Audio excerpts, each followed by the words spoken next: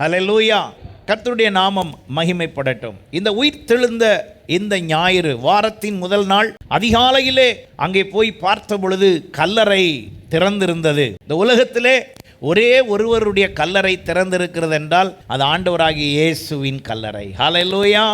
அவரை பெற்றவர்களோ அவர் கூட இருந்த பரிசுத்தவான்களோ யார் கல்லறையும் திறந்திருக்கவில்லை.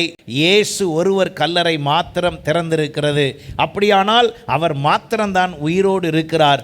உயிரோடு எழுந்த இயேசுவை நாம் அவருடைய நாமத்தை சொல்லி வேறொரு நாமத்தின் வழியாக அல்ல, இயேசு கூட பிறந்தவங்களோ அவருடைய தாய் தகப்பன் பேரிலோ அல்ல, இயேசுவே ஆண்டவர் என்று அவரை நாம் மகிமைப்படுத்துவதற்கு கர்த்தர் நமக்குள்ளே ஒரு உயிர்த்தெழுந்த வல்லமையை அனுப்பியிருக்கிறார். ஹல்லேலூயா. எத்தனை பேர் அதை விசுவாசிக்கிறீர்கள்? இந்த நாளிலே ஆண்டவர் நம்மோடு கூட உணர்த்தும்படியாக மத்தேயு எழுதின சுவிசேஷம் 22ஆம் அதிகாரம் 32ஆம் வசனம், தேவன் மரித்தோருக்கு தேவனாயிராமல் ஜீவன் உள்ளோருக்கு தேவனாய் இருக்கிறார் என்றார். ஹல்லேலூயா. நம்முடைய ஆண்டவராகிய இயேசு கிறிஸ்து மரித்தோருக்கு தேவன் அல்ல, அவர் ஜீவன் உள்ளோருக்கு தேவன். ஆண்டவராகிய இயேசு கிறிஸ்து நமக்காக உயிர்த்தெழுந்தார் என்றால் அவர் மரித்தோரின் தேவனாயிராமல் அவர் ஜீவன் உள்ளோருக்கு தேவனாய் இருக்கிறார். நாம் எல்லாரும் அப்ப எப்படிப்பட்டவர்களாய் இருக்க வேண்டும்? நாம் எல்லாரும் ஜீவன் உள்ளவர்களாய் இருக்க வேண்டும். அப்ப நம்மிடத்தில் ஜீவன் இல்லையா என்று கேட்பீர்கள் என்றால், மாம்ச ஜீவன் எல்லாரிடத்திலும் இருக்கிறது. அது ஒரு காலத்தில் நின்று போகும், அது ஒரு காலத்திற்கு முடிவுக்கு வரும். ஆனால் தேவன் சொல்லுகிற ஜீவன் அது நித்திய காலமாய் உங்களை அவரோடு கூட இணைத்துக் கொள்ளும். ஹல்லேலூயா. அப்ப ஜீவன் உள்ளோர் என்று சொன்னால் யார் என்றால் அவரோடு கூட இணைக்கப்பட்டவர்கள். அப்போ உலகத்தில் உள்ள எல்லாரும் அவரோடு இணைக்கப்படவில்லையா என்றால், ரட்சிக்கப்பட்டவர்கள் கிறிஸ்துவுக்குள் யார் ஒருவர் அவருடைய இரத்தத்தினால் கழுவி சுத்திகரிக்கப்பட்டார்களோ அவர்கள் மாத்திரம்தான் ஜீவன் உள்ளோர் என்று வேதம் சொல்லுகிறது. மற்றவர்கள் என்ன சொல்லுகிறார்கள், கவர்மெண்ட் என்ன சொல்லுது என்பது அல்ல. ஆங்கிலேயர்கள் இந்த ஆட்சியை முடித்து செல்லும் போது அவர்கள் செய்த காரியம் என்ன? அவர்கள் யாரெல்லாம் குல்லா போட்டு ஆராதித்தார்களோ அவங்கள எல்லாத்தையும் என்னன்னு ஒதுக்கிருச்சு, முஸ்லீம் இஸ்லாம் என்று சொல்லிருச்சு. சிலுவை போட்டிருந்தவங்க சர்ச்சுக்கு வந்தவங்க எல்லாரும் என்னன்னு சொல்லிருச்சு, கிறிஸ்தவர்கள்னு சொல்லிருச்சு. அப்படி மிச்சம் இருக்கு அவ்வளோ பேரும் என்னன்னு சொல்லிருச்சு, ஹிந்துன்னு சொல்லிருச்சு. அப்போ அந்த அடிப்படையில் இல்லை இந்த ஜீவன் உள்ளோர். இந்த ஜீவன் உள்ளோர் என்பது இந்த சிலுவை போட்டிருக்க அவ்வளோ பேரையும் ஒன்னா நீங்கள் எல்லாம் கிறிஸ்தவர்கள் அப்படின்னு சொன்ன உடனே ஆயிட்டு பாருங்க, அவங்கள சொல்லலை இது. ஏன்? மரித்தோர் என்றால் யார், ஜீவன் உள்ளோர் என்றார் யார் என்று முதல் நமக்கு தெரியணும். மரித்தோர் என்பது பாவத்தினால் மரித்தோர், ஜீவனுள்ளோர் என்பது பாவத்தில் இருந்து ரட்சிப்படைந்து மீட்பு பெற்றோர் ஜீவன் உள்ளோர். ஹல்லேலூயா. இப்போ நீங்க ரட்சிக்கப்பட்டிருந்தா நீங்க யாரு? ஜீவன் உள்ளோர். நீங்க இன்னும் ரட்சிக்கப்படலன்னா நீங்க யாரு? மரித்தோர். அப்ப நான் உயிரோடு தானே இருக்கிறேன், சரீரம் உயிரோடு இருக்கிறது, ஆனால் உங்கள் ஆத்துமா என்ன பண்ணியிருக்குது? உங்கள் ஆத்துமா ஏற்கனவே பாவத்தில் பிறந்தபடினால் அது ஏற்கனவே எப்படிதான் இருக்கு? மரித்து தான் இருக்கு. அப்ப இங்க இருக்கிற சின்ன குழந்தையா இருந்தாலும் அந்த குழந்தையினுடைய ஆத்துமாவும் எப்படிதான் இருக்கு? மரித்து தான் இருக்கு. அப்போ இப்பொழுது நம்ம சபையில இருக்கிற சின்ன வாலிபர்கள், சின்ன பசங்க, குட்டி பசங்க இருக்காங்க, அவங்களுடைய ஆத்துமாவும் இப்ப எப்படி தான் இருக்கு? வசனத்தின்படி மரித்து தான் இருக்கு. அவர்களுக்கு ஒரு நாளிலே அதை குறித்து தெரியும் போது அவர்களுடைய ஆத்துமா என்ன செய்யும்? ஜீவன் அடையும். ஹல்லேலூயா. ஆனால் இப்போ வளர்ந்த நம்முடைய ஆத்துமா மரித்ததற்கும் சின்ன குழந்தைகளுடைய ஆத்துமா மரித்ததற்கும் வித்தியாசம் உண்டு. காரணம், நமக்கு தண்டனை உண்டு, அவர்களுக்கு இப்போ என்ன கிடையாது? தண்டனை கிடையாது. காரணம், அவர்களுக்கு பாவத்தை குறித்து என்னன்னு தெரியாது. அவர்கள் பாவத்தை குறித்து அறிந்த காலம் வரும்போது அவர்கள் அந்த பாவத்தை உணர்ந்து மனம் திரும்பாத பட்சத்தில், அந்த பாவத்தை உணர்ந்து தங்களை ஒப்பு கொடுக்காத பட்சத்தில் அவங்களும் என்ன லிஸ்ட்ல போயிடுவாங்க?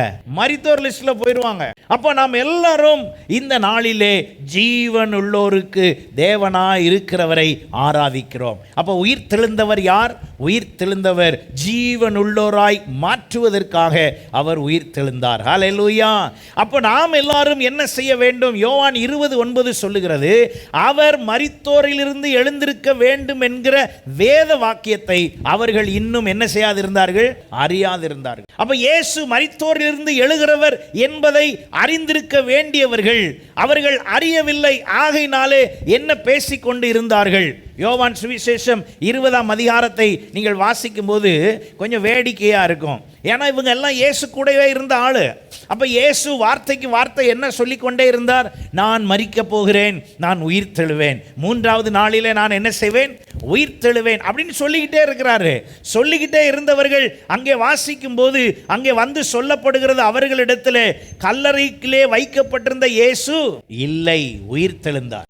கல்லறையில் வைக்கப்பட்டிருக்கிற இயேசு உயிர் தெழுந்தார்னு சொல்லப்படுது. ஆனா இவங்க என்ன பேசிக்கிறாங்க?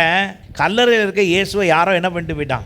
எடுத்துட்டு போயிட்டான். நல்லா கவனிங்க, நாம வேதத்தில் உள்ளவைகளை சரியாய் அறியவில்லை என்றால் நமக்கு என்னன்னு என்ன செய்யாது? புரியாது. அப்ப நம்ம என்ன ஆயிடுவோம்? பேர் கிறிஸ்தவர்களாய், சர்டிபிகேட் கிறிஸ்தவர்களாய், அல்லது நாம் அநேக நேரத்தில் எப்படி ஆகிவிடுவோம் என்றால் நாம் சாதாரணமானவர்களாக இருப்போம். அப்ப ஜீவனுள்ளோராய் எப்பொழுது இருப்போம்? ஜீவனுள்ளோராய் எப்பொழுது ஆவோம் என்றால் என்றைக்கு எப்பொழுது நான் அறிந்து கொள்ளுகிறேனோ. எல்லாரும் சொல்லுங்க, என்னங்க?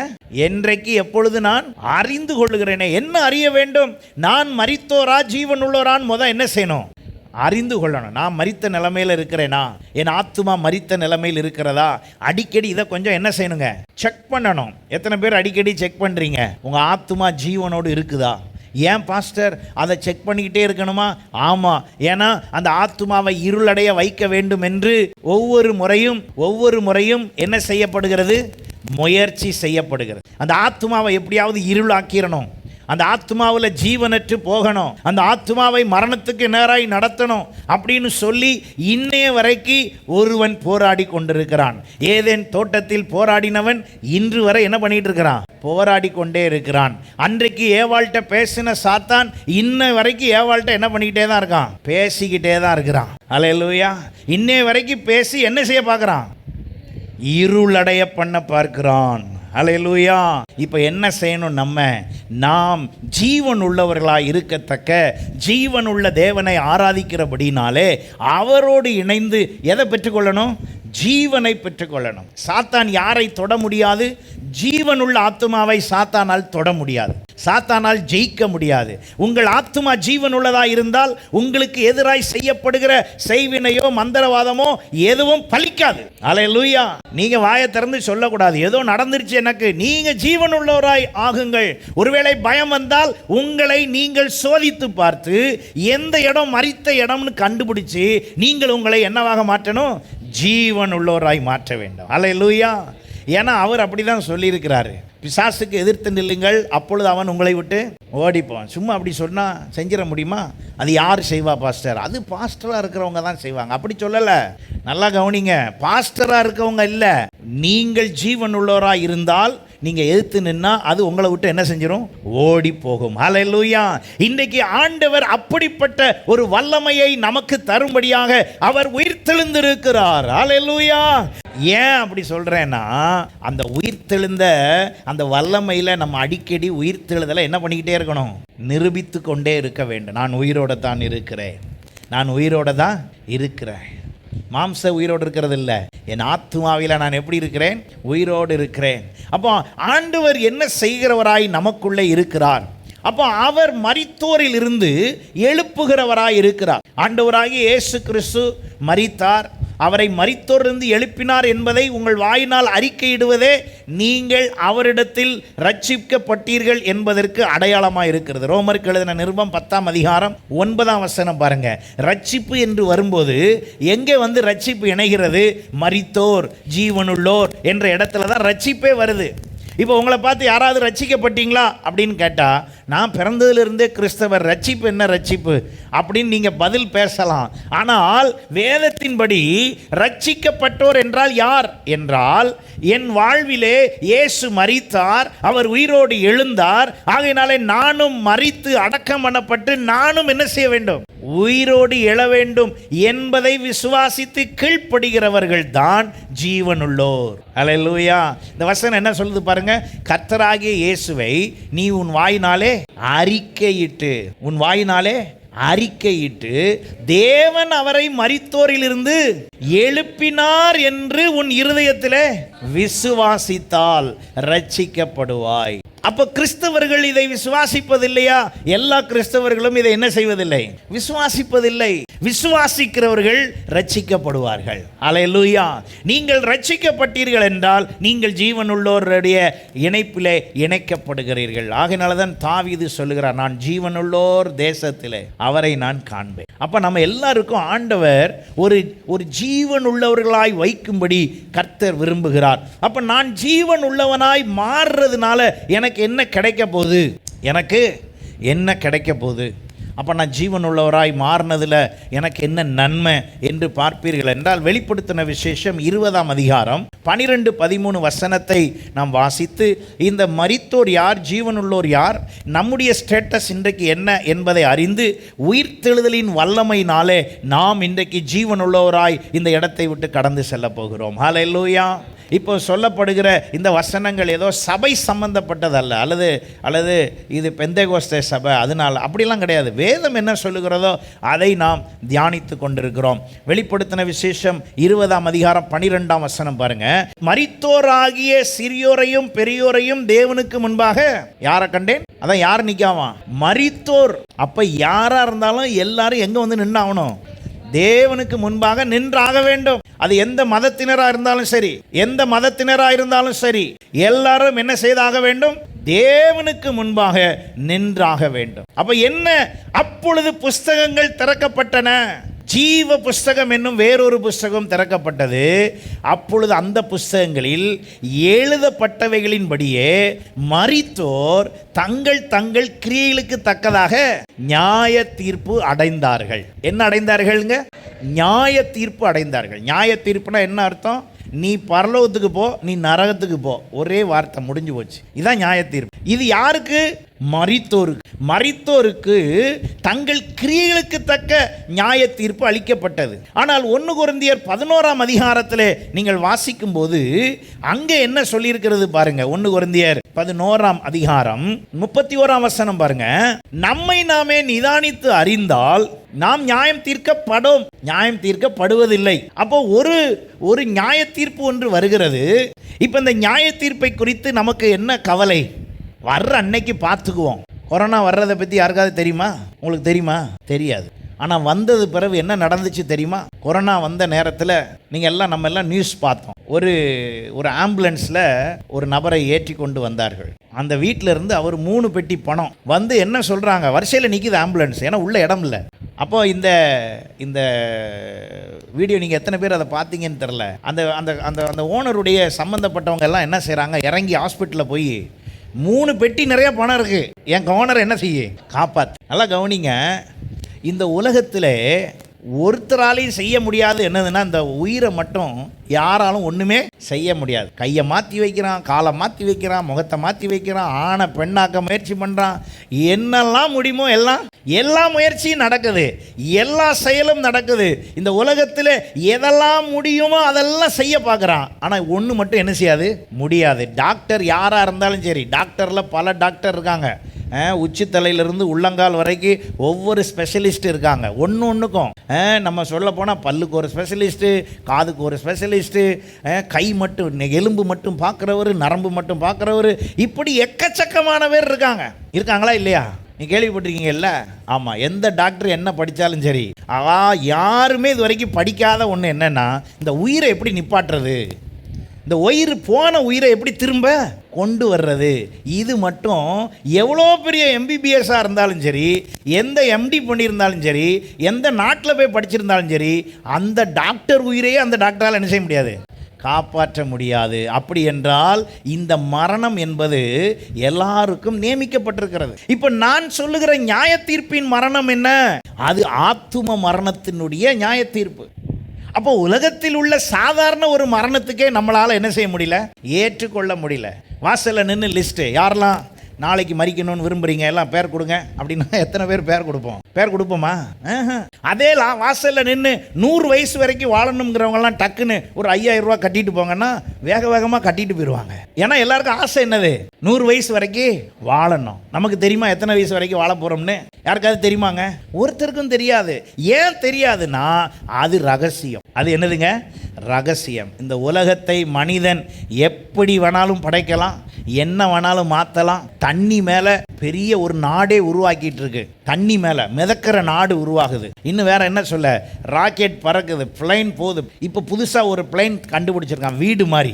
நீங்கள் உள்ள என்ன வேணாலும் பண்ணிக்கலாம், அந்த வீடை எங்கே வேணாலும் கூட்டு போகலாம், எந்த ஊருக்கு வேணாலும் கூட்டு போகலாம். என்னென்னா இந்த பெரிய பெரிய பணக்காரங்களுக்கு அலைய முடியலையா, அதனால் அவங்க ஃப்ளைட்டே என்ன ஆக்கிட்டாங்க, வீடு. இப்படி டெக்னாலஜி என்ன வந்தாலும் சரி, எதை மட்டும் ஒன்றும் செய்ய முடியாது, உயிரை மட்டும் ஒன்றும் செய்ய முடியாது. அது மட்டும் யார் கண்ட்ரோலில் தான் இருக்குது? ஆண்டவர் கண்ட்ரோலில் தான் இருக்குது. இப்போ என்னன்னா, இந்த உயிர்த்தெழுதலின் மூலமாக நாம் என்ன கற்றுக்கொள்கிறோம், நாம் எந்த இடத்துக்கு வரணும்னா, ஒருவேளை இன்னைக்கு நைட்டே உயிர் போனாலும் நான் கவலைப்படாமல் இருக்கேன் பார்த்தீங்களா, அதுதான் ஜீவனுள்ளோர். அதுதான் யாருங்க? ஜீவன். என்ன கவலை இல்லை, நான் இப்பொழுது உயிரோடு இருந்தால் பூமியிலிருந்து இயேசுவேன்னு சொல்ல போகிறேன். மரித்தால் பரதீசிலே போய் அவரை நான் என்ன செய்ய போகிறேன்? மகிமைப்படுத்த போகிறேன். இந்த ஒரு நிச்சயம் இருந்தால் போதுங்க. அதை தான் இங்கே வேதம் சொல்லுகிறது. மரித்தோருக்கு நியாய தீர்ப்பு உண்டாகிறது. இப்போ இந்த நியாய தீர்ப்பு உண்டாகும் போது எப்படி நியாய தீர்ப்பாம் பாருங்க. நம்ம என்ன நினைச்சிட்டு இருக்கிறோம், என்ன நடக்க போகுது? 13ஆம் வசனம் பாருங்க. சமுத்திரம் தண்ணில் உள்ள மரித்தோரை ஒப்புவித்தது. கடலில் போய் நான் விழுந்து சாவ போகிறேன், செத்தியா நீ? பரவாயில்ல. ஆனால் அவர் கணக்கு கேட்கும் போது அந்த கடல் என்ன கொடுக்கும்? கணக்கு கொடுக்கும். நீங்கள் நினைக்கிற மாதிரி கிடையாது. மரணமும் பாதாளமும் தண்ணில் உள்ள மரித்தோரை ஒப்புவித்தன. இன்னொரு இடத்துல போட்டிருக்கு, தீ கூட என்ன செஞ்சுதான்? தண்ணில் மரித்தோரை ஒப்பு கொடுத்து. தீ வச்சு செத்துக்கிறான் பாருங்க. அதுக்கு கூட தீ கூட கொண்டு போய் ரிப்போர்ட் கொடுக்கறது, இத்தனை பேர் ஏன்ட்ட செத்து இருக்கான் அப்படி. அப்போ மரணத்துக்கான வழி நிறைய உண்டு. மாம்ச மரணத்துக்கான வழி நிறைய உண்டு. அந்த வழியிலே பல விதம் இருக்கிறது. வியாதியிலே மரித்தோர், விபத்தில் மரித்தோர், இப்படி நிறைய விதம் இருக்குது. இருக்கட்டும், நம்ம யாரும் அதை விரும்பலை. ஆனால் உங்கள் ஆத்மா மரணமடையாமல் இருக்கிறதா என்பதை, இந்த சரீரம் மரணமடையாமல் இருப்பதற்கு எக்ஸசைஸ்லாம் பண்ணி சாப்பாடு அளவெல்லாம் முன்ன பின்ன ஆக்கி என்ன சாப்பிடணும் அதுக்கு ஒரு ஆள் சொல்கிறதுக்கு ரெடியாக இருக்காங்க. என்னது, காலையில் நீங்கள் இப்படி சாப்பிட்ணும், இடையில ஒரு ஜூஸ் இப்படி குடிக்கணும், மத்தியானம் இந்த மாதிரி சாப்பிட்ணும், இடையில அதுக்கு சாயந்தர நேரத்தில் பயிர் வகைகள் எடுத்துக்கணும், நைட்டு சாப்பாடு இத்தனை மணிக்குள்ளே சாப்பிட்றணும், இத்தனை மணிக்குள்ளே தூங்கிடணும். இவ்வளோ விஷயத்தை கேரண்டி இல்லாத உடம்புக்கு முயற்சி பண்ணுற நம்ம நித்தியமாய் வாழப்போகிற இந்த ஆத்மாவை ஜீவன் உள்ளதாய் வைக்க முடிகிறதா? ஜீவனுள்ள ஆத்மாவாய் உங்கள் வாழ்விலே வைக்கிறீர்களா? அப்படி உங்களையும் என்னையும் மரித்தோரிலிருந்து எழுப்புவதற்கே இயேசு உயிரோடு எழுந்தார். ஹல்லேலூயா. இயேசு ஏன் உயிரோடு எழ வேண்டும்? அவர் என்னை மரித்தோரிலிருந்து. அப்போ இந்த மனுஷனுக்கு ஒரு முறை இந்த சரீர மரணம் நியமிக்கப்பட்டிருக்கிறது. எபிரேயருக்கு எழுதின நிருபம் 9ஆம் அதிகாரம் 27ஆம் வசனம் சொல்லுகிறது. அது என்னது? Physical death. இந்த மாம்சம் மரணம் அடைகிறது. அன்றியும் ஒரே தரம் மரிப்பதும் பின்பு நியாய தீர்ப்பு அடைவதும் மனுஷனுக்கு என்ன செய்யப்பட்டிருக்குதான்? நியமிக்கப்பட்டிருக்கிறது. இதை யாரும் மாற்ற முடியாது. மரணத்தை தள்ளி போட முயற்சிக்கிறார்கள். ஆனால் அது மரணிக்க வேண்டும் என்று நிச்சயம் இருந்தால் அது மரணித்தே ஆகும். அல்லேலூயா. சில நேரத்தில் பரிந்து பேசுறதுனால மரணம் கொஞ்சம் தள்ளி போகலாம். லோத்துக்காக ஆபிரகாம் என்ன செய்கிறாரு? பரிந்து பேசுகிறாரு. ஆண்டவரே, லோத்து எப்படியாவது அழிச்சிடாதீங்க அப்பா. அப்போ கொஞ்சம் ஒரு கருணை கிடைக்கிறது. அப்படி சில நேரம் நம்ம வார்த்தைக்கு ஆண்டவர் நம்ம ஜெபம் பண்ணதுனால, சில பேருக்கு நம்ம ஜெபிக்கிறதுனால, சில பேருடைய வாழ்க்கையில் ஆயுசுகளை என்ன செய்யலாம்? அது இரக்கத்தின் நிமித்தமாக. ஆனால் என்னதான் நம்ம ஜெபம் பண்ணாலும், லாசருவை என்னதான் இயேசு உயிரோடு எழுப்பியிருந்தாலும் திரும்ப லாசருக்கு என்ன வந்துச்சு? மரணம் வந்துச்சு. இப்போ முதல்ல எழுப்பினாரு, ஆனால் 2வது தடவை என்ன செய்யலை? எழுப்பல. அவன் மரித்து போனான். அவன் உயிரோடு எழுந்திருக்கவில்லை. இயேசு வரும்பொழுது அவனும் என்ன செய்வான்? திரும்ப உயிரோடு எழுந்திருப்பான். அப்போ இந்த உலகத்திலே உடல் மரணம் எல்லாருக்கும் நிச்சயிக்கப்பட்டிருக்கிறது. அது கண்டிப்பாக நடந்தே தீரும். அப்போ இப்போ எந்த மரணத்திலிருந்து எனக்கு ஒரு விடுதலை வேண்டும் என்றால், எபேசியர் 2:1 பாருங்க. அக்கிரமங்களினாலும் பாவங்களினாலும் மரித்தவர்களாயிருந்த உங்களை உயிர்ப்பித்தார். எதுல மரிச்சிங்க? அக்கிரமங்களினாலும் பாவங்களினாலும் மரித்தவர்களாய் இருந்த உங்களை அவர் என்ன செய்தாராம்? உயிர்ப்பித்தார். அப்ப இயேசு ஏன் உயிர்த்தெழுந்தார்? நான் மரித்து கிடக்கிறேன், என்னைய ஆண்டவர் என்ன செய்ய விரும்புகிறாரு?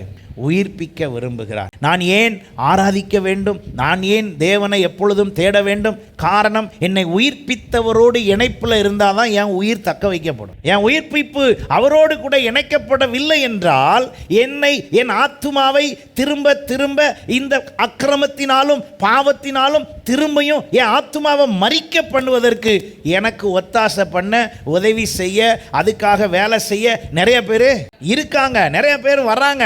அப்ப நான் என்ன செய்ய வேண்டும்? அடிக்கடி என் ஆத்துமா ஒரு நாளும் மரித்து போகாதபடிக்கு அதை நான் உயிர்ப்பித்து வைத்துக் கொள்ள வேண்டும். அப்போ இந்த மரணம் என்ன மரணம்? ஸ்பிரிச்சுவல் டெத், ஆவிக்குரிய வாழ்வின் மரணம். இந்த மரணத்தில் இருந்துதான் இயேசு உங்களையும் என்னையும் உயிர்ப்பிக்கிறவராயிருக்கிறார். ஹல்லேலூயா.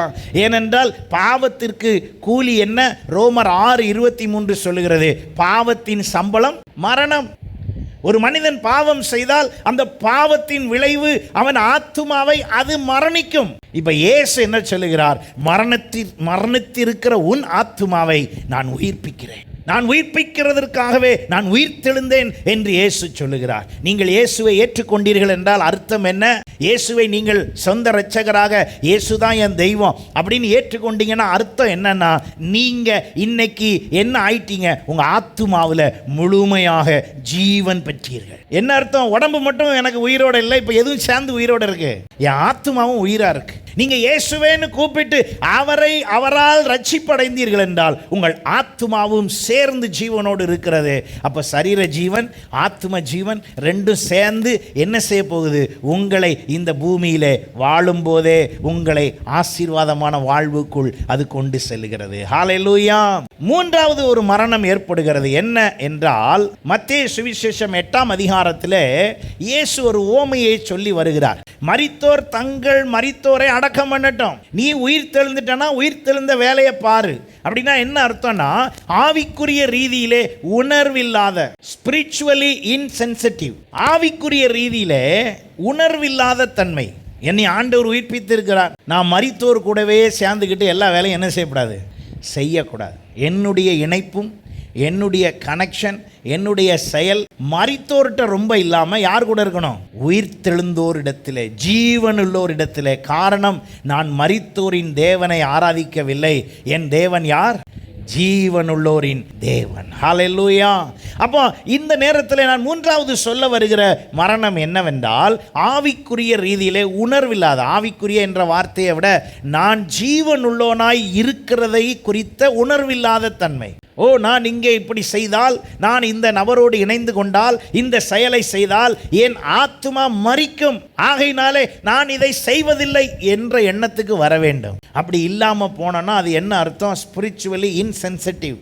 என்ன அர்த்தம்? உணர்வில்லாத தன்மை. நாலாவதாக ஒரு டெத்து பாருங்க, யாக்கோபு 2ஆம் அதிகாரம் 17ஆம் வசனம். அப்படியே விசுவாசமும் கிரியைகள் இல்லாதிருந்தால் தன்னில் தானே செத்ததாயிரு. அப்ப விசுவாசம் கூட மரித்து போகிற ஒரு நிலை வருகிறது. அப்ப இது என்ன டெத்து? ஃபெய்த்ல ஒரு டெத் ஆகுது. விசுவாச மரணம். விசுவாசம் கூட நம்மகிட்ட என்ன செய்தான்? செத்து போகுது. இப்போ ஆண்டவர் எல்லாவற்றையும் உயிர்ப்பிக்க வல்லவராயிருக்கிறார். ஹல்லேலூயா.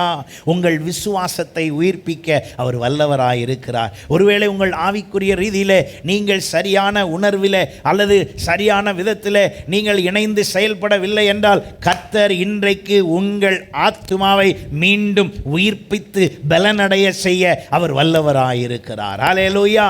இந்த பூமியிலே சில வேளையில் நம்மை புரிந்து கொள்ளாதவர்கள் இருக்கலாம், நம்மை உணர்ந்து கொள்ளாதவர்கள் இருக்கலாம், நம்மை அன்பு செலுத்தாதவர்கள் இருக்கலாம், நம்மை தேற்றாதவர்கள் இருக்கலாம், நமக்கு ஆறுதல் சொல்லாதவர்கள் இருக்கலாம், நம்மை குறை சொல்லுகிறவர்கள் இருக்கலாம்.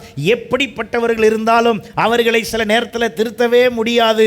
என்றாலும் என் ஆத்துமாவிலே ஜீவன் உண்டாக நான் அதை நோக்கி சென்று கொண்டு இருப்பேன் என்றால் எல்லாத்தையும் அவர் சரி பண்ணிக்குவார். ஹல்லேலூயா. நம்ம என்ன செய்றோம்? மாம்சத்தில் செத்த ஆளை, அது ஆத்துமாவில் செத்த ஆள் பண்ற வேலையெல்லாம் வச்சுக்கிட்டு நம்ம ஜீவனையும் சேர்த்து என்ன பண்ணி விட்டுறோம்? கெடுத்து விட்டுறோம். நீங்களும் நானும் ஒன்றை புரிந்து கொள்ள வேண்டும். ஒரு விஷயத்தை கவனமாக வச்சு கொள்ளுங்க. கணவனாக இருந்தாலும், மனைவியாக இருந்தாலும், அப்பாவாக இருந்தாலும், அம்மாவாக இருந்தாலும், பிள்ளையாக இருந்தாலும், ஆத்துமா என்னது தான்? ஆத்துமா என்னது தான்? சொல்லுங்கள் எல்லாரும். ஆத்துமா வேற தான். கணவன் மனைவியை வேதம் சொல்லும்போது ஒரே சரீரம்னு சொல்லுது, ஆனால் ஆத்மா ஒன்று கிடையாது. என் மனைவிக்காக நான் என் ஆத்மா அல்லது நான் அவங்க ஆத்மாவை பரலோகம் போகிறதுக்கு எந்த வேலையும் என்ன செய்ய முடியாது. ஆனால் அந்த ஆத்மா மரிக்காமல் பார்த்துக்கணும். அதுக்கு நான் இடரலாக இருந்தால் எனக்கு என்னதுன்னு சொல்லியிருக்கு வேதம். ஐயோ, அந்த ஆத்மா மரிப்பதற்கு நான் இடரலாக இருந்தால், இடரல்னா என்ன அர்த்தம்? அந்த ஆத்மாவை சரியாக தேவனண்டை நெருங்க விடாமல் வேற வேலையை கொடுத்து தடை செய்து, இப்போ ஞாயிற்றுக்கிழமை ஆராதனைக்கு வரணும், ஜபத்துக்கு வரணும், இல்லை நீ உட்காந்து சமைச்சிக்கிட்டு, நீ உட்காந்து இந்த வேலையை செஞ்சுக்கிட்டு, நீ உட்காந்து இதை செஞ்சுக்கிட்டு நான் போயிட்டு வரேன்னா, கணவன் இப்போ மனைவியை என்ன செய்கிறாரு? அவங்க ஆத்மாவை என்ன செய்ய பார்க்குறாரு? இடரல் அடைய பார்க்கிறார். அப்படி செய்யக்கூடாது. என்ன பண்ணுவீங்களோ, ஆத்மாவுக்கு அந்த ஆத்மா ஜீவன் பெறுவதற்கு என்ன செய்து கொண்டே இருக்க வேண்டும்? நம்ம உதவி செய்து கொண்டே இருக்க வேண்டும். அப்போ இந்த ஆத்மாவை ஏன் நான் பிள்ளையுடைய ஆத்மா பெற்றோருடைய ஆத்மா வேறன்னு சொன்னேன்னா, எல்லாருமே நாம் இண்டிவிஜுவல், ஆனால் இந்த பூமியிலே உறவின்படி இணைக்கப்பட்டிருக்கு. அதனால தான் பாருங்க, கல்யாணம் ஆன உடனே மாமனாருக்கு ஒரு பேர் ஃபாதர் இன்லா. எனக்கு ஏற்கனவே ஒரு ஃபாதர் இருக்கார், அப்பா இருக்காரு. ஆனால் இப்போ இந்த ஃபாதர் எப்படி வந்திருக்காரு? சட்டப்படி வந்திருக்கிறார். அவர் சட்டத்தின்படி வந்த அப்பா. எனக்கு ஏற்கனவே ஒரு அப்பா இருக்கார். இப்போ அதே மாதிரி பிரதர் பாருங்க, பிரதர் இன்லா, அவங்களும் எப்படி வந்திருக்காங்க? சட்டத்தின்படி வந்திருக்கிறாங்க. சிஸ்டர் இன்லா சட்டத்தின்படி வந்திருக்காங்க. ஆனால் ஒய்ஃப் இன்லான்னு மட்டும் ஒன்று கிடையாது. ஒய்ஃப் இன்லான்னு ஒன்று கிடையாது. ஏன் தெரியுமா? ஒய்ஃப் தான் லா. நிறைய நேரம் ஒய்ஃப் மனைவி தான் பெரிய சட்டமாக இருக்குது, சட்டமாகவும் இருக்குது. சரி, அப்போ நல்லா கவனிங்க. அப்போ ஆண்டவருடைய எதிர்பார்ப்பு என்ன? ஒவ்வொரு ஆத்மாவும் எப்படி இருக்கணுங்க? ஜீவன் உள்ளதா இருக்க வேண்டும். ஒவ்வொரு ஆத்மா எப்படி இருக்கணும்? ஜீவன் உள்ளதா இருக்க வேண்டும். அப்போ பெற்றோர் என் பிள்ளையுடைய ஆத்மாவுக்கு நான் என்ன செய்யணும்? அதுக்கு உதவி செய்யணும். எப்படி உதவி செய்யணும்? கொண்டாந்து விடணும், உற்சாகப்படுத்தணும், செய்யின்னு சொல்லணும். வாய்ப்பு கிடைக்கிற நேரம்லாம் அதை எப்படியெல்லாம் ஆண்டோருக்குள்ளே கொண்டு வரணுமோ. பரலோக ராஜ்யம் பலவந்தம் பண்ணப்படுகுதுன்னு ஒரு வசனம் இருக்குது. பரலோக ராஜ்யம் என்ன செய்யுது? நம்ம விருப்பத்துக்கு இஷ்டத்துக்கு அப்படியெல்லாம் செஞ்செல்லாம் ஆண்டவர்கிட்ட வர முடியாது. நீங்கள் நல்லா புரிஞ்சுக்கோங்க. அப்பா நான் சொல்கிறபடி கேளு, உன்னை ஆண்டவர் பரலோகம் கொண்டு போவார், அப்படிலாம் செய்ய முடியாது. வசனம் என்ன சொல்லுதோ அதே மாதிரி உங்கள் பிள்ளையும் கேட்கணும், நீங்களும் கேட்கணும், எல்லாரும் கேட்கணும். ஏன் பிள்ளைன்னொடனே பரலோகம் பேருன்னு நினச்சிடாதீங்க. எனக்கு 2 பிள்ளைங்க, 2 பிள்ளைகளும் பரலோகம் போகணும்னா அவங்க ஆத்மாவை அவங்க தான் எப்படி வச்சுக்கணும்? ஜீவன் உள்ளவர்களாய் வைத்துக் கொள்ள வேண்டும். அதற்கேற்றபடி அவர்கள் ஜெபிக்க வேண்டும், அதற்கேற்றபடி ஒப்பு கொடுக்க வேண்டும். அவர்கள் பாவத்தில் வாழ்வார்கள் என்றால் அவங்க ஆத்மா நேரம் எங்கே தான் போவோம்? நரகத்துக்கு தான் போவோம். ஐயோ பாஸ்டர் பிள்ளையாச்சே, அந்த பேச்செல்லாம் அங்கே கிடையாது. எல்லா ஆத்மாவும் ஐயோ இது பாஸ்டர் ஆத்மாவாச்சே, என்ன ஆச்சு? பாஸ்டரும் ஒழுங்கா இல்லைன்னா அவரும் எங்கே தான் போவார்? நரகத்துக்கு தான் போவார். ஏனென்றால் இந்த ஆத்மாக்குள்ளே ஆண்டவர் நமக்கு ஒரு ஜீவனை வைத்திருக்கிறார். அந்த ஜீவனை தரத்தான் அவர் நமக்காக உயிர் தெழுந்தார். ஹல்லேலூயா. அப்போ என்னை ஏன் அப்போ ஏன் ஆண்டவர் ஏன் சிலுவையில் போகணும்? அப்புறம் ஏன் அவர் மரிக்கணும்? அப்புறம் ஏன் அவர் அடக்கம் பண்ணப்படணும்? இதெல்லாம் ஏன் செய்யணும் அப்படின்னா, ஒரு பாவம் வந்தால் அந்த பாவத்துக்கு பரிகாரம் இல்லாமல் என்ன கிடையாது? மீட்பு கிடையாது. ஆகையினாலே இயேசுவே பரிகாரியாக, அவரே பரிகார கர்த்தராக தன்னை ஒப்பு கொடுத்து அவர் ரத்தம் சிந்தி, ஏன்னா ரத்தம் சிந்துதல் இல்லாமல் என்ன இல்லை? பாவ மன்னிப்பு இல்லை என்று அவரே அந்த சட்டம் வைத்தபடினாலே, அவரே அந்த சட்டத்தின்படி நிறைவேற்றுவதற்கு அவரே பாவமாக தன்னை அர்ப்பணித்து அவரே பலியாகி, அல்லேலூயா. அப்போ தன்னுடைய சட்டத்தை தானே நிறைவேற்றி அது நிமித்தமாக அவர் மரிக்க வேண்டும், அடக்கம் பண்ணப்பட வேண்டும். அதற்காக அவர் உயிர் தெழுந்தார் என்றால், அப்போ எனக்காக அவர் எவ்வளோ பெரிய கிரயம் செலுத்துறார் பாருங்க. நமக்கு இன்னைக்கு எது பிடிக்காது தெரியுமா? கிரயம் செலுத்துறது மட்டும் பிடிக்கவே பிடிக்காது. வேகமாக போகிறதுக்கு பைபாஸ் ரோடு போட்டிருக்காங்க, பார்த்துருக்கீங்க தானே? யாருங்க வளைஞ்சு போகிறது? ஸ்பீடு பிரேக்கர்லாம் நிறையா இருக்குது. அதனால நான் நேராக எதில் போயிடுவேன்? பைபாஸில் போயிடுவேன். சில பேருடைய மனநிலை அப்படி இருக்குது. ஏன் லைஃப்லாம் வேறு மாதிரிங்க, அப்படியே சல்லுன்னு போய்கிட்டு இருக்கோம். நீங்கள் எத்தனை சல்லுன்னு போனாலும் இடையில ஒரு இடத்துல பிரேக் போடணும். எதுக்கு தெரியுங்களா? அந்த சல்லுன்னு போகிறதுக்கு காசு கட்டணும். அங்கே நீங்கள் டோல் கட்டாமல் அங்கே என்ன செய்ய முடியாது? போக முடியாது. Toll means what? அதுதான் உங்கள் கிரயம். அந்த ரோட்டில் பயணிக்கணும்னா அதுக்கு அங்கே என்ன கொடுக்கணும்? நீங்கள் சொல்லுங்கள், கப்பம்னு சொல்லுங்கள், கவர்மெண்ட் என்னெல்லாம் அதெல்லாம் நீங்கள் சொல்லிக்கோங்க.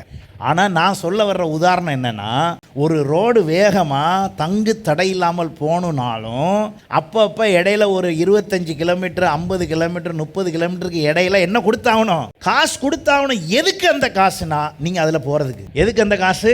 நீங்கள் அதில் போகிறதுக்கு. இப்போ ஆண்டவராகி இயேசு கிறிஸ்து உங்களை ஜீவன் உள்ளவராய் வைக்க விரும்புகிறேன்னு சொல்கிறாரு. நீங்கள் வேகமாக போனாலும் அப்பப்போ என்ன கொடுக்கணும்? கிரயம் கொடுக்கணும். பணத்தை சொல்லலை இங்கே.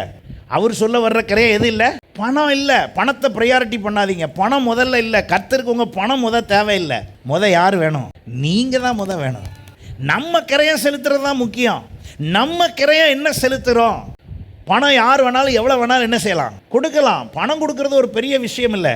இயேசுவே கவனித்து கொண்டு இருக்கிறார். வர்றவங்கெல்லாம் நிறையா போடுதாங்களாம். ஆனால் ஏன் 2 பேர் 2 பணம் கொடுத்த ஆளை மட்டும் பெருசாக பேசினார்? உண்மையிலே நம்ம யாரை பெருசாக பேசுவோம்?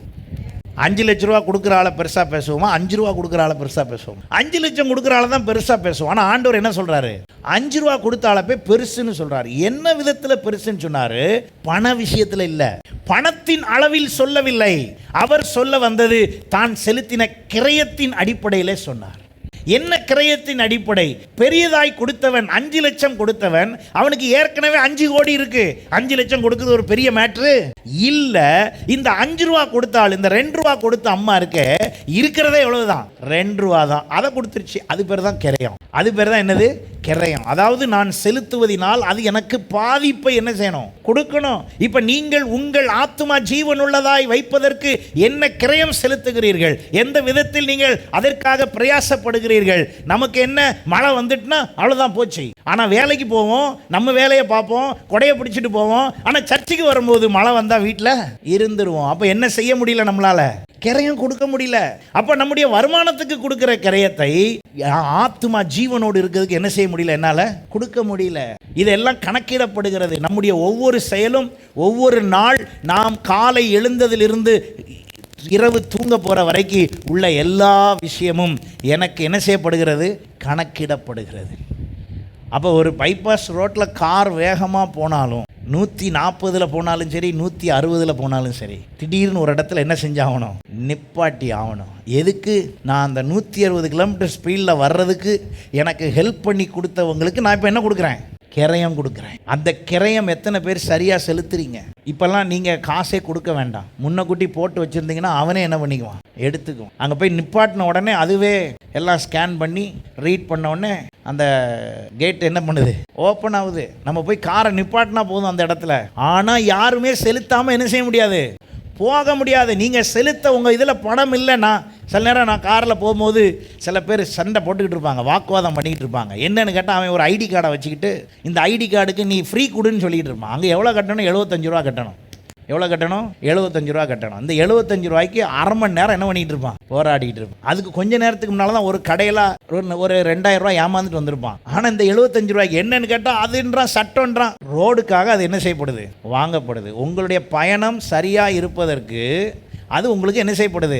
வாங்கப்படுது. அதுக்கு பின்னால் யார் என்ன செய்கிறா, அந்த பணத்தை என்ன செய்கிறாங்க, அதெல்லாம் நமக்கு தேவையில்லை. நான் பிரயாணம் பண்ணேன், அதுக்குரிய கிரயம் செலுத்துகிறேன். அதோட அமைதியாக போகணும். ஏன் அப்படி போகணுன்னா, இதுக்குள்ளேயும் ஆண்டவருக்கும் நமக்கும் இதில் கனெக்ஷன் அதுலேயும் என்ன செய்யுது?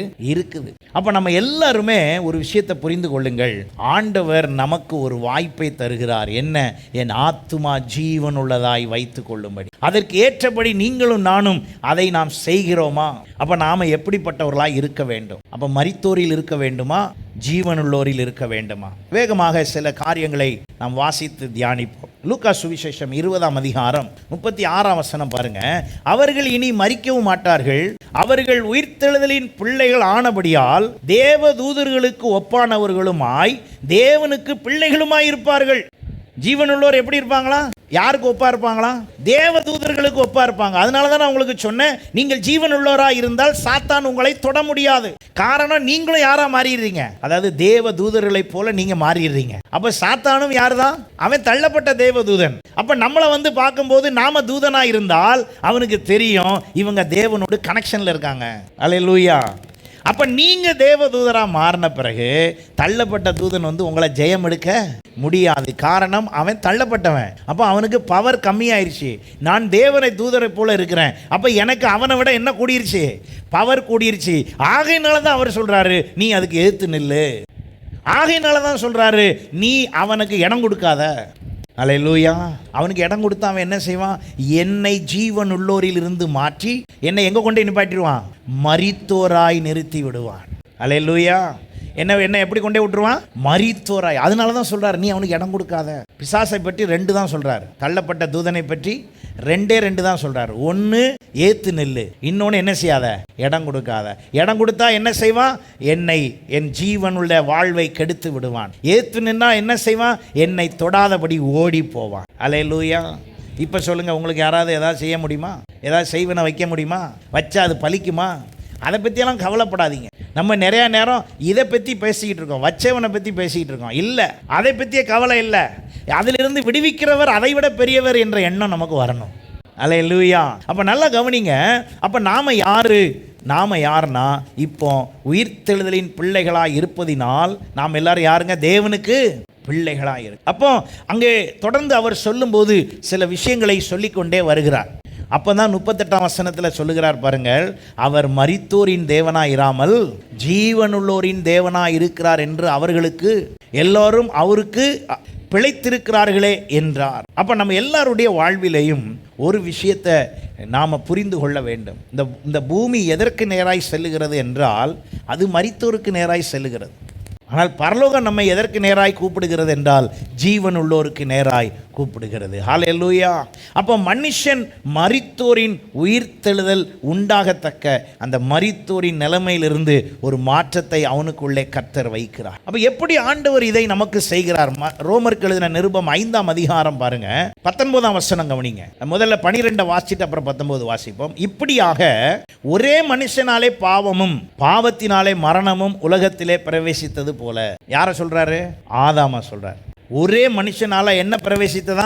பாவம். பாவத்தினால என்ன பிரவேசித்தது? அப்போ முதல்ல நமக்கு யாருக்கும் என்ன இல்லாமல் இருந்தது? படைக்கும் போது மரணம் என்று ஒன்று இல்லை. அப்போ பாவம் பிரவேசித்த பொழுது பாவத்திற்கு சம்பளமாக எதை கொடுத்தார்? மரணத்தை கொடுத்தார். இப்போ அதிலிருந்து ஜெயிப்பதற்குத்தான் அவர் ஜீவனை கொடுத்தார்.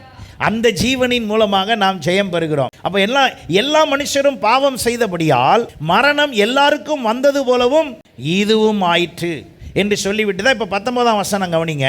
அன்றியும் ஒரே மனுஷனுடைய கீழ்ப்படியாமையினாலே அநேகர் பாவிகள் ஆக்கப்பட்டது போல ஒருவருடைய கீழ்ப்படிதலினாலே அநேகர் என்ன ஆக்கப்படுகிறோம்? அல்லேலூயா.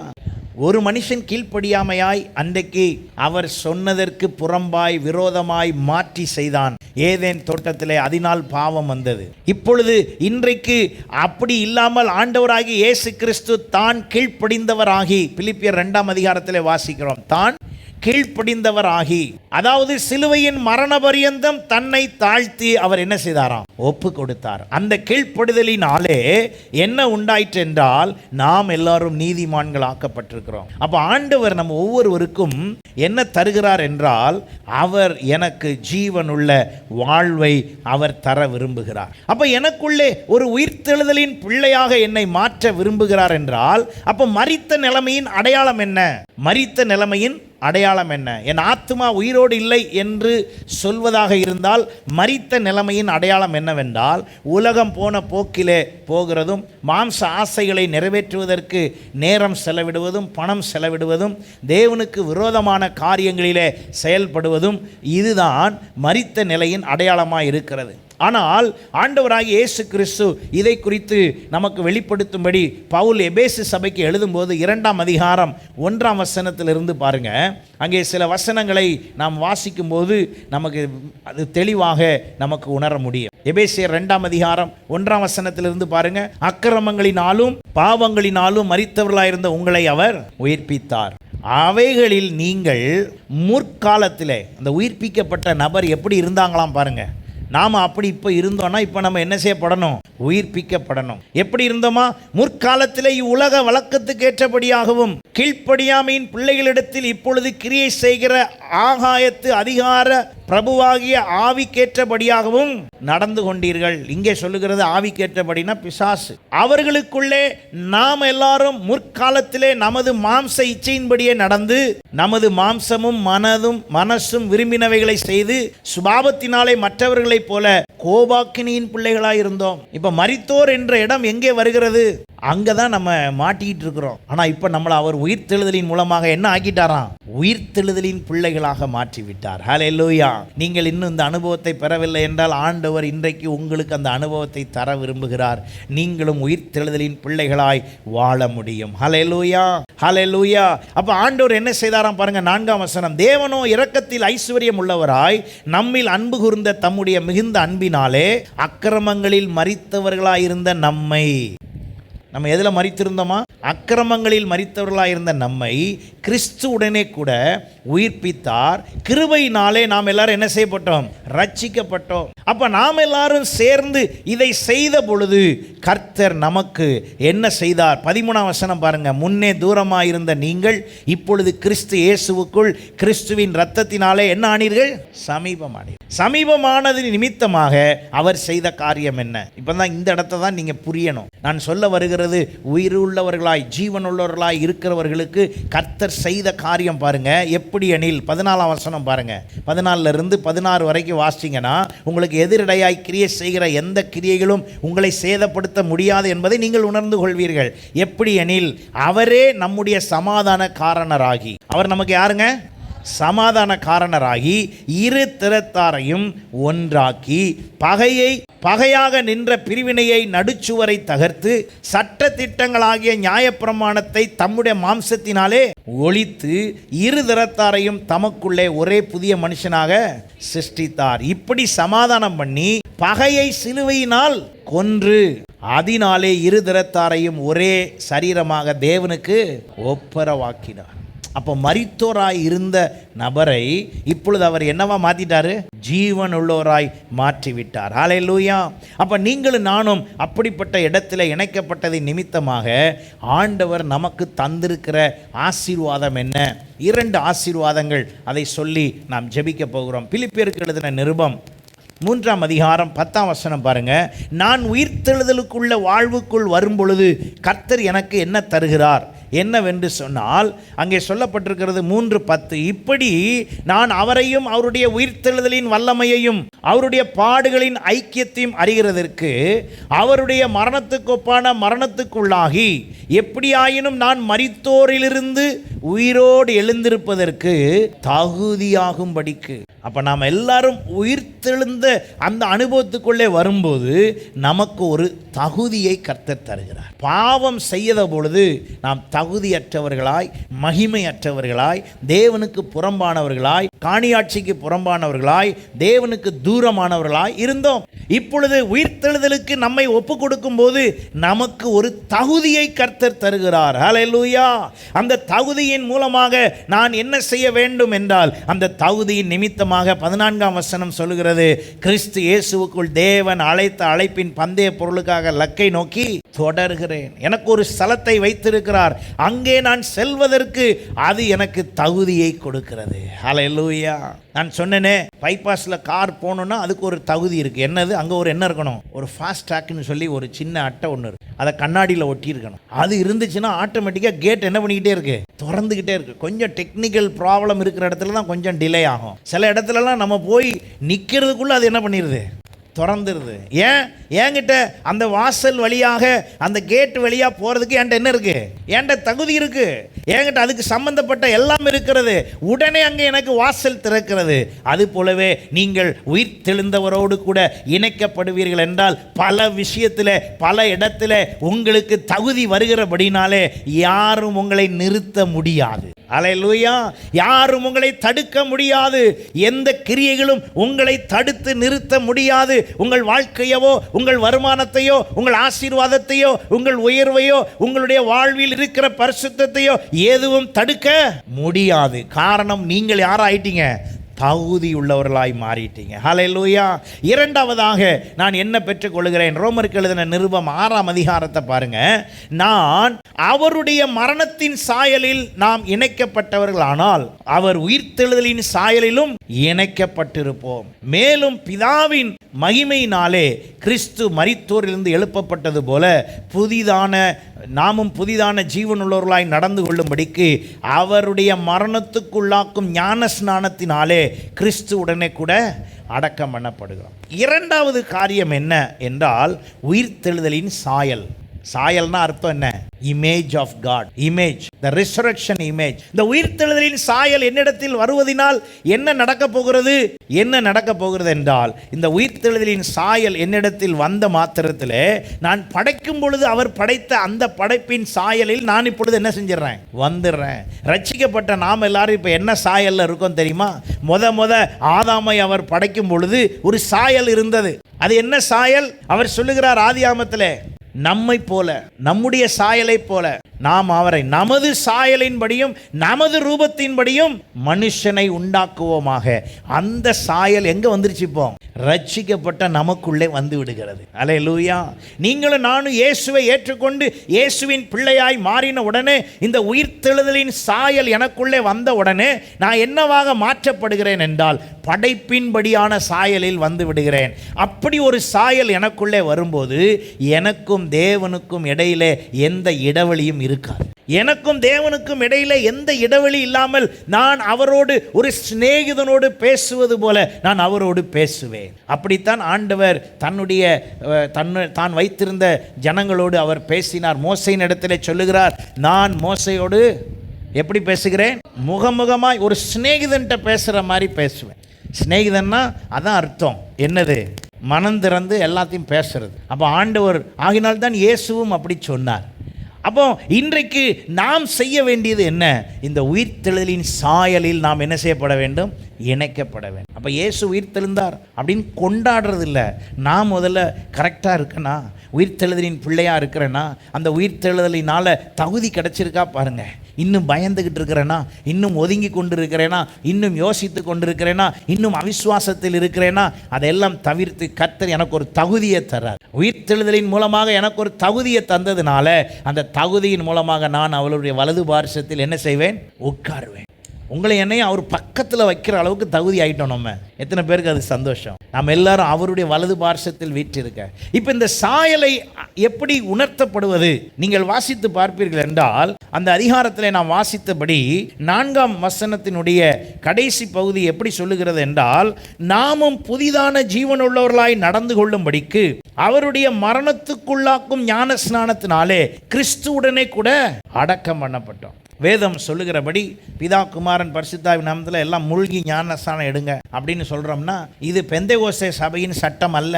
மூழ்கி ஞான ஸ்நானம் எடுப்பது பெந்தேகோஸ்தே சபையின் சட்டம் அல்ல. நீங்கள் அப்படி எடுத்த அர்த்தம் என்னன்னா, என் இயேசு அடக்கம் பண்ணப்பட்டார், அவர் உயிர் தெழுந்தார், அதை நான் என்ன செய்வது? அடையாளப்படுத்துவது தான் நானும் என்ன செய்யப்படுகிறேன்? தண்ணியில் உள்ள அமுக்கிறதுனுடைய அர்த்தம் என்ன? நான் என் பழைய மனுஷனை நான் இப்பொழுது அடக்கம் பண்ணுகிறேன். இது நான் சொல்லலை, வேதம் அதைத்தான் சொல்லுகிறது. ரோமருக்கு எழுதின நிருபம் 6ஆம் அதிகாரம் தெளிவாக முழுக்கு ஞானஸ்தானம் ஏன் எடுக்கணும்னா, இது சபையில் சேர்றதுக்கு இல்லை, இது பெந்தேகோஸ்தே சபையின் சட்டமும் அல்ல. இதை எடுத்தா தான் அப்படி. இதை எடுப்பதினால் நீங்கள் இயேசு எனக்காக மரித்தார், அடக்கம் பண்ணப்பட்டார், உயிர்த்தெழுந்தார் என்ற அடையாளத்தை நீங்கள் உங்கள் செயலின் மூலம் என்ன செய்கிறீர்கள். இன்னும் ஞானஸ்தானம் எடுக்காத எல்லாரும், யாரெல்லாம் எடுக்கலையோ எல்லாரும் நீங்கள் எடுக்கணும். எதுக்கு எடுக்கணும்? இந்த சபைக்கு வரணும்னா ஞானஸ்தானம் எடுக்கணும் போல். இந்த சபையில் மெம்பராக இருக்கணும்னா, மெம்பராக இருக்கிறதுக்கு இல்லை, கல்யாணத்துக்கு இல்லை ஞானஸ்தானம். ஞானஸ்தானம் எதுக்கு? நான் என் ஆண்டவராகிய இயேசு சிலுவையில் அடிக்கப்பட்டார், அவர் அடக்கம் பண்ணப்பட்டார், அவர் என்ன செய்தார்? உயிர் தெழுந்தார். ஆகினாலே அங்கே வசனம் பாருங்க, அங்கே அதை தான் சொல்லியிருக்கு பாருங்க, அவருடனே கூட ஞான ஸ்நானத்தினாலே கிறிஸ்துவுடனே கூட அடக்கம் பண்ணப்பட்டோம். ஆதலால் அவருடைய மரணத்தின் சாயலில் நாம் இணைக்கப்பட்டவர்களாய் இருந்தால் அவருடைய உயிர்த்தெழுதலின் சாயலிலும் இணைக்கப்பட்டிருக்கும். அப்போ நான் என் பாவ மனுஷன் எல்லாத்தையும் நான் இப்போ என்ன செய்யணும்? புதைக்கணும். எப்படி புதைக்கிறது? மண்ணை தோண்டி புதைச்சா முடிஞ்சு போயிடும் கதை. இப்போ ஆகினால தான் இயேசு ஒரு அடையாளமாக காண்பித்தார். அவரே ஞானஸ்தானம் எடுத்து, அவரே இப்படி தண்ணிக்குள்ளே மூழ்கி எடுத்து அவர் காண்பித்தார். அதன்படி நாம் இப்பொழுது செய்கிறோம். அப்போ தண்ணிக்குள்ளே அமுக்கும் போது அர்த்தம் என்ன? இதெல்லாம் இப்படி ஒரு 2 செகண்டில் நடக்குது. பாஸ்டருக்கு எவ்வளோ பெரிய பலப்பரிச்சை பாருங்க. கொஞ்சம் மிஸ் ஆச்சு, டைம் லேட் ஆச்சுன்னு வைங்க, ஒன்றும் செய்ய முடியாது. 2 செகண்ட் லேட் ஆனால் ஒன்றும் செய்ய முடியாது. அப்போ நல்லா கவனிங்க. இன்னும் சரியா சாவலை, ஒப்புக்கொடு அப்படின்னு தண்ணிக்குள்ளே அமுக்கிட்டா சொல்ல முடியும்? அதுக்கு தான் வெளியே வச்சே பேசுகிறோம். நல்லா ஒப்பு கொடுங்க. அப்போ என்ன செய்யப்படுகிறது? மரணத்தின் சாயலில் நான் இணைக்கப்படுகிறேன். என் பழைய மனுஷன் மரித்து போகட்டும், அவன் உயிரோடு இருக்க வேண்டாம். என்று சொல்லி உங்களை நீங்கள் இயேசு மரித்து அடக்கம் பண்ணப்பட்டதற்கு அடையாளமாக தண்ணிக்குள்ள உங்களை என்ன செய்யுது? அமுக்குது. அமுக்குன உங்களை இப்போ நீங்கள் கண்டிப்பாக மரணத்துக்கு ஒப்பு கொடுத்தா அடுத்து என்ன செய்யணுமா? வசனம் பாருங்க, வசனத்தில் படி சொல்லுங்க. மரணத்துக்கு நீங்கள் ஒப்பு கொடுத்தா கண்டிப்பாக எதுக்கு ஒப்பு கொடுக்கணும்? ஏன்னா இயேசு உயிர் தெழுந்தபடினால் மரணத்தின் சாயலில் இணைக்கப்பட்டவர்கள் ஆனால் நீங்கள் எதுலையும் இணைக்கப்பட்டிருக்கணும்? உயிர் தெழுதலில் இணைக்கப்பட்டிருக்கணும். அதனால வேகமாக உங்களை வெளியே என்ன செஞ்சிடறது? தூக்கிறது. வெளியே வந்த உடனே அடையாளம் என்ன? நான் இப்பொழுது என்ன செய்து விட்டேன்? உயிர் தெழுந்து விட்டேன். ஒரு முறை நம்முடைய சபையில் அப்போ அவங்க ஞானஸ்தானம் கொடுக்க கூட்டு போனோம். முந்தி ஒரு தோட்டத்துக்கு தானே கூட்டு போவோம். அப்படியே கூட்டு போய் நம்ம எடுத்தோம். அப்போ ஞானஸ்தானம் எடுக்க போகும்போதே விருந்து மாதிரி எல்லாம் சாப்பாடெலாம் செஞ்சுட்டு ஒரு டூர் மாதிரி போகிறது. தொட்டி இப்போ இங்கே இருக்குது, முந்தி அங்கே ஒரு தோட்டத்தில் போய் எடுப்போம். அப்போ அங்கே போன உடனே அந்த அந்த அந்த வாலிப பிள்ளைக்கு முடி வந்து ஒழுங்காக தண்ணியில் முங்கின உடனே என்ன செய்யலை? நினையலை. சில நேரம் சிலருக்கு தண்ணி உடனே நினையாது. அவங்க அம்மா பக்கத்தில் இருந்துக்கிட்டு நான் பாருங்கள் இப்படி முக்கிட்டு இப்படி தூக்குனேன் பாருங்கள். தூக்குனா உடம்பெல்லாம் சரியாக நினைஞ்சிருச்சு. எது மட்டும் இங்கனெல்லாம் என்ன செய்யலை? சரியாக நினையலை. அவங்க வேகமாக வெளியே பக்கத்தில் நின்னவங்க, பாஸ்டர் இன்னொரு முறை முக்குங்க, நல்லா முக்குங்க, இது ஒழுங்கா இன்னும் என்ன செய்யலை, ஒழுங்கா மறிக்கலை போகிறது அப்படின்ட்டு வேகமாக கையை வச்சு என்ன பண்ணி விட்டாங்க? வேகமாக ஒரு அமுக்கு அமுக்கி விட்டாங்க. ரெண்டாவது அமுக்கி அந்த முடி ஒழுங்கா என்ன செய்யலை? நினையலை. அது என்ன செய்ய முடியும்? இது வந்து அடையாளமாக செய்கிறமே ஒழிய நினைஞ்சிருக்கா எல்லாம் கரெக்டாக அப்படியா பார்த்துட்டு இருக்க முடியும்? இது ஒரு அடையாளம். என்ன? இயேசு அடக்கம் பண்ணப்பட்டார், உயிர் அவ்வளோதானே. அவங்களுடைய மனசுக்குள்ளே இருந்த எண்ணம் பாருங்க. அவங்களுக்கு ஒரு ஒரு என்ன சொல்ல, இது ஒழுங்காக நினையலைன்னா இது ஒழுங்காக என்ன செய்யலை, ஒப்பு கொடுக்கலன்னு சொல்லி திருப்பி பிடிச்சி அமுக்கி, அப்புறம் நான் தானே நிற்கிறேன், தடுமாறி தூக்கி விட்டு, சிஸ்டர் அப்படிலாம் செய்யாதீங்க, அப்படிலாம் என்ன செய்யக்கூடாது? செய்யக்கூடாது. இது அமுக்கியாச்சு, நினைஞ்ச வரைக்கும் நினையட்டும் போதும். செய்த செயல் என்ன? நினையணுமா நினையக்கூடாதா? இல்லை, செய்த செயல் என்ன? அடக்கம் பண்ணப்படுதல், உயிர்த்தெழுதல், அவ்வளோதானே ஒழிய இதில் நினைஞ்சிருக்கான்னு நினைஞ்சா சந்தோஷம். அவங்க முடியினுடைய அமைப்பு படி அந்த முடிக்குள்ளே தண்ணி உடனே என்ன செய்ய மாட்டுது? ஒட்டி அதை ஈரமாக்கலை. அதுக்கு நான் என்ன செய்ய? ஏன்னா நம்ம வேகமாக வேற செய்கிறோம், இப்படி போன வேகத்துக்கு தூக்குறோம். அப்போ நல்லா ஊறட்டும் அப்படின்னு உள்ளே வச்சிருக்கலாம்னு வைக்க முடியுமா? இல்லை பாருங்க. அப்போ நல்லா கவனிங்க. அப்போ என்னை ஆண்டவர் உயிர்த்தெழுந்த இடத்திலே வைத்திருக்கிறார் என்றால் நான் என் பாவ சரீரத்தை, என் பாவ சிந்தையை, என் பாவ யோசனைகளை நான் என்ன செய்ய வேண்டும்? அடக்கம் பண்ணப்பட வேண்டும். ரோமர் 6ஆம் அதிகாரம், ரோமருக்கு எழுதின நிருபம் 6ஆம் அதிகாரம் 19ஆம் வசனம் பாருங்க. உங்கள் மாம்ச பலவீனத்தின் நிமித்தம் மனுஷர் பேசுகிற பிரகாரமாய் பேசுகிறேன். அக்கிரமத்தை நடப்பிக்கும்படி முன்னே நீங்கள் உங்கள் அவயவங்களை அசுத்தத்திற்கும் அக்கிரமத்திற்கும் அடிமைகளாக ஒப்பு கொடுத்தது போல. இப்ப நாம் எல்லாரும் எப்படி மரித்தோர் ஆனோம்? மரித்தோர் ஆனது மனுஷன் முதல் பாவம் செய்தபடினால் பிறக்கிற எல்லாமே என்னவா தான் பிறக்குது? பாவமா பிறக்குது. நான் தான் மறுபடியும் அந்த வார்த்தையை சொல்றேன். பாஸ்டர் வீட்டில் பிறந்தாலும் அது என்ன குழந்தை தான்? பாவத்தில் பிறந்த பிள்ளை தான். அப்போ அது எப்போ உணர்வடைகிறதோ அப்போதான் அது பாவத்திலிருந்து மரித்த நிலைமையிலிருந்து மாறுகிறது. அப்போ இங்கே என்ன சொல்லுகிறார்? நீங்கள் உங்களை இந்த மாதிரி ஒரு அசுத்தத்திற்கும் அக்கிரமத்துக்கும் ரொம்ப இன்வால்மெண்ட்டாக, இன்ட்ரெஸ்டாக நேரம் எடுத்து போய் பிளான் பண்ணி செலவு பண்ணி எல்லாம் செஞ்சீங்கல்ல, அப்படி செய்த நீங்கள் ஒரு பிளான் போட்டு எல்லாம் ஃபோனை போட்டு எல்லாம் ஷேர் பண்ணிக்குவோம் அப்படிலாம் போட்டு எத்தனை பார்ட்டி ஓடி இருக்கு. எல்லாத்துக்கும் பிளான் போட்ட நீங்கள் அக்கிரமத்திற்கு அடிமைகளாக ஒப்பு கொடுத்தது போல, அன்னைக்கு அப்படி ஒரு பிளான் பண்ணி அதை செய்யறதுக்கு உங்களை நீங்கள் டைம் எடுத்து எல்லாம் செஞ்சு செயல்பட்டது போல. அது எதுக்காக? மரித்தோரின் வாழ்வுக்கு அப்படி செய்தீங்க. இப்பொழுது பரிசுத்தமானதை நடப்பிக்கும்படி உங்கள் அவயவங்களை நீதிக்கும் அடிமையாக ஒப்பு கொடுங்கள். முந்தி எப்படி பிளான் பண்ணி டைம் எடுத்து நேரம் எடுத்து ஓடி எப்படி எல்லாத்தையும் செய்ய இன்ட்ரெஸ்ட் அண்ட் இன்வால்மெண்டா இருந்தீங்களோ, அது மாதிரி அதே இன்ட்ரெஸ்ட் அண்ட் இன்வால்மெண்ட் இப்ப எதுல காட்டுங்க? நீதிக்கு, பரிசுத்தமாகுதலுக்கும் நீதிக்கும் அடிமையாக இப்போ என்ன செய்யுங்க? ஒப்பு கொடுங்க. ரட்சிக்கப்படுறதுக்கு முன்னாலாம் ரொம்ப சுறுசுறுப்பாக இருப்பாருங்க. இப்போ என்ன போங்க அமைதி ஆயிட்டார். ஏன்? அப்போ செய்த செயல் வேகம் இப்போ இல்லை. அப்போ செலவு பண்ண மாதிரி இப்போ செலவு பண்ண காணோம். இப்போ என்ன? ஒன்றுமே இல்லை.